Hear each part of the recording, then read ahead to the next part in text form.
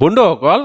trading বা investment কৰোঁতে আপুনি কষ্টলি ষ্টক চুজ কৰিব লাগে নে সস্তীয়া ষ্টক চুজ কৰিব লাগে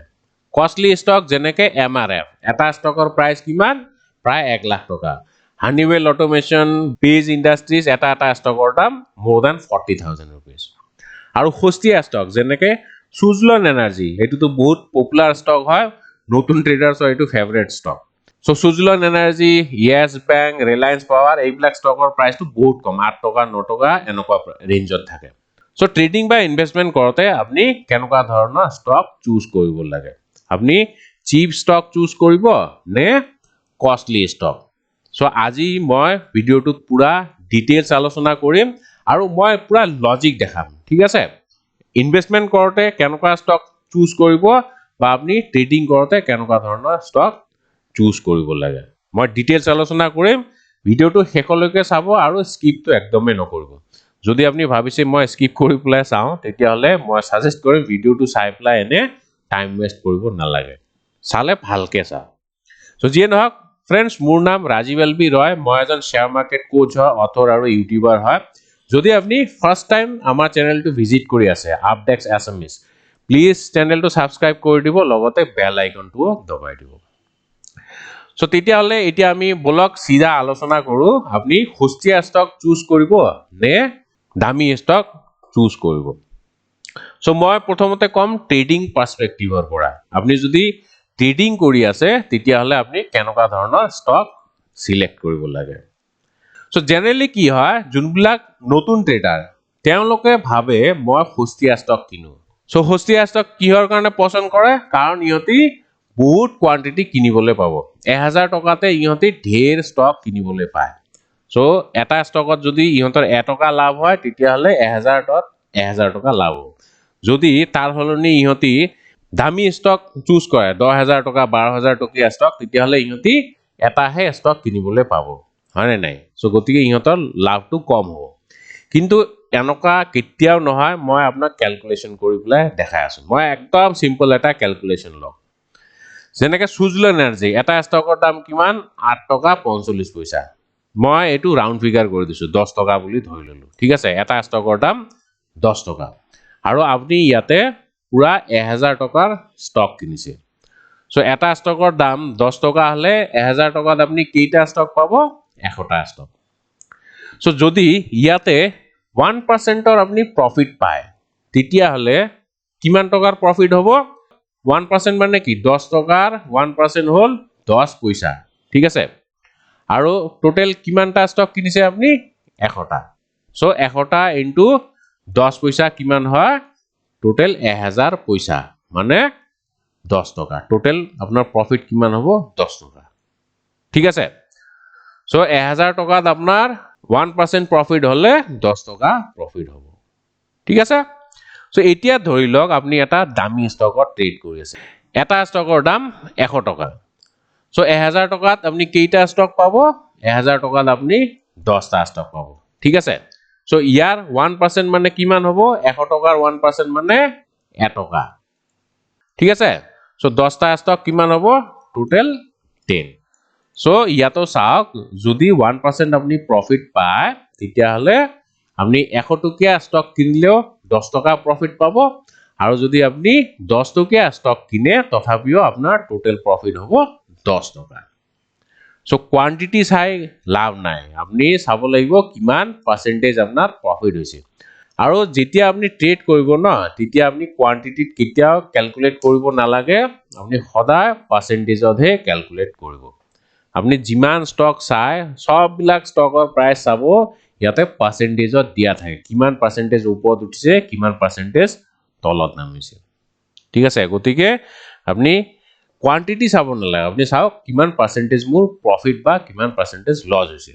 আৰু এটা ইম্পৰ্টেন্ট কথা মই কৈ দিও যদি আপনি সস্তীয়া ষ্টক কিনে 10 টকীয়া ষ্টক যদি আপনি কিনে ট্ৰেডিং কৰোতে ইয়াত এটা ডাঙৰ সমস্যাৰ সন্মুখীন হ'ব হেতু কি যদি ইয়াতে আপনি স্টপ লস লগালে আপনি মিনিমাম কিমান মান লগাম বুলি ভাবিছে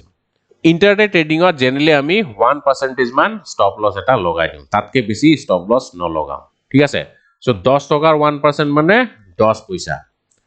সো 10 টকীয়া ষ্টকত আপনি যদি 10 পইচাৰ ষ্টপ লছ লগায় তাৰমানে ক'ত ষ্টপ লছ লগাব লাগিব 9 টকা 90 পইচা সো 9 টকা 90 পইচাত আপুনি যদি ষ্টপ লছ লগায় এইটো হিট হোৱা চান্স কিমান আছে এইটো ষ্টপ লছ হিট হোৱা চান্স more than 95% কিয় কাৰণ আমাৰ এনে টিক সাইজ কিমান এবাৰতে ষ্টক প্ৰাইস কিমান দূৰ মুভ কৰে 5 পইচা ঠিক আছে সো দুবাৰ যদি প্ৰাইসটো মুভ হয় তললে যদি মুভ কৰে তাৰমানে 10 পইচাৰ আমাৰ ষ্টপ লছটো খাই দিব বুজি পাইছে নে কথাটো সো সেই কাৰণে ষ্টপ লছ হিট হোৱা চান্স more than 95% আপনি কিনাৰ লগে লগে ষ্টপ লছ কেতিয়াবা লগাবলৈ নাপাব তাৰ তলত গুছিয়ে যাব ঠিক আছে গতিকে এনেকুৱা ষ্টকত কেতিয়া আপনি ট্ৰেড নকৰিব ইমান সস্তীয়া ষ্টকত ট্ৰেড নকৰিব ইয়াৰ মেইন কাৰণ কি আপনি ষ্টপ লছ লগাবলৈ টাইমই নাপাব বা যদি আপনি ষ্টপ লছ লগাই থৈ দিয়ে 95% চান্স আছে আপোনাৰ ষ্টপ লছটো খাই দিব ঠিক আছে কিন্তু ইয়াতে যদি আপনি 1 টকাৰ ষ্টপ লছ লগায় সো 10 টকীয়া ষ্টক এটাৰ 1 টকা মানে কিমান 10% সো ইন্টারডেত আমি ইমান পার্সেন্টেজ রিস্ক কেতিয়াও নলও মানে 1 লাখ টাকা যদি আপনি ট্রেড করে তেতিয়া হলে স্টপ লস হিট হলে আপনার কিমান লস হবে স্টপ লস হিট হলে সিধা ডাইরেক্ট 10000 রুপিস আপনার গলে সো ইমান রিস্ক লব জানো ইমান রিস্ক কোনেও নলয় গতিকে আপনি ট্রেডিং করতে কেতিয়াও এনেকা সস্তীয়া স্টক নাচাব এটলিস্ট স্টকটোৰ প্রাইস মোর দেন 100 রুপিস হব লাগে ঠিক আছে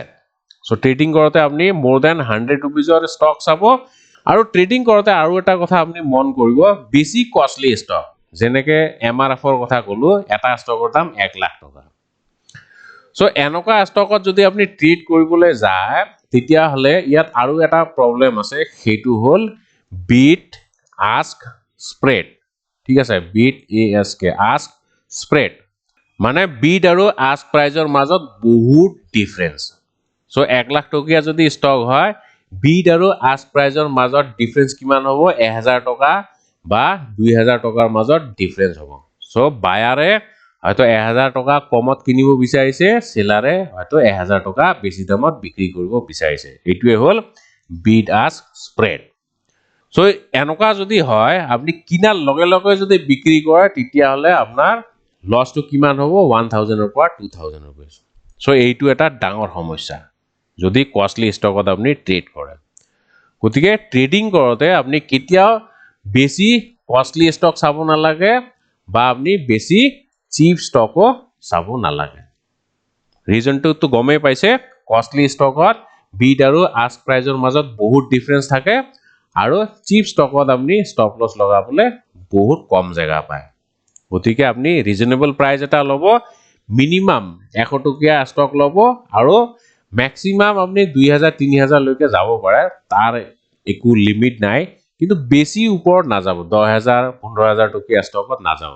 যেনেকে 3M ইন্ডিয়া বা বস এইবিলাকৰ স্টক প্ৰাইস কিমান 15000 20000 মান সো এনেকা স্টকত আপনি ট্ৰেড কৰিব নালাগে কিন্তু হা লং টাৰ্মত যদি আপনি ইনভেস্ট কৰিবলৈ যায়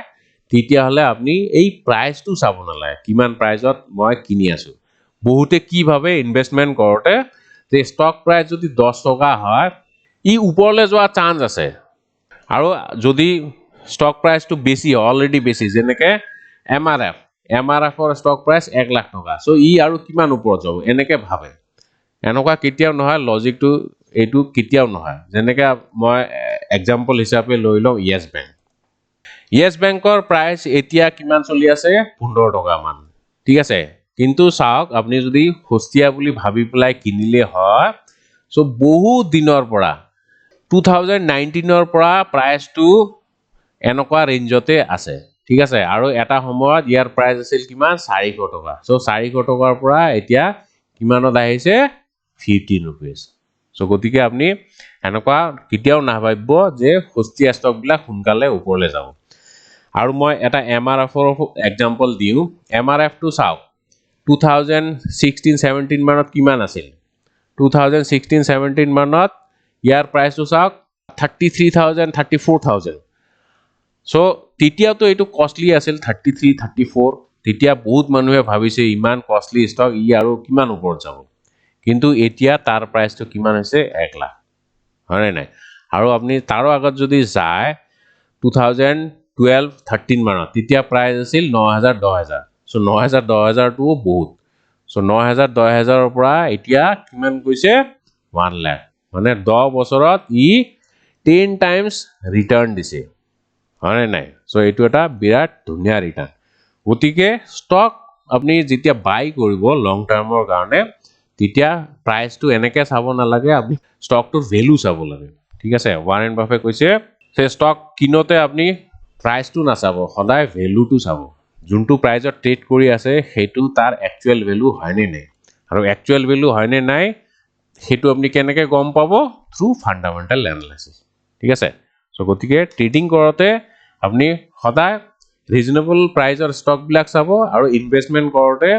আপুনি হেবিলাক চাব নালাগে সস্তীয়া ষ্টকো লব পাৰে কষ্টলি ষ্টকো লব পাৰে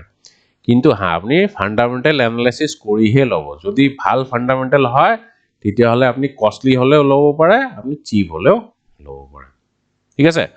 সো মই আশা কৰিছো ভিডিওটো আপনি অলপ ইনফৰমেটিভ পাইছে সো কেনেকুৱা পাইছে প্লিজ কমেন্ট কৰি পেলাই জনাব আপোনালোকৰ ৰেসপন্স পালে মই বিৰাট ভাল পাম সো আজিলে ইমানে ধন্যবাদ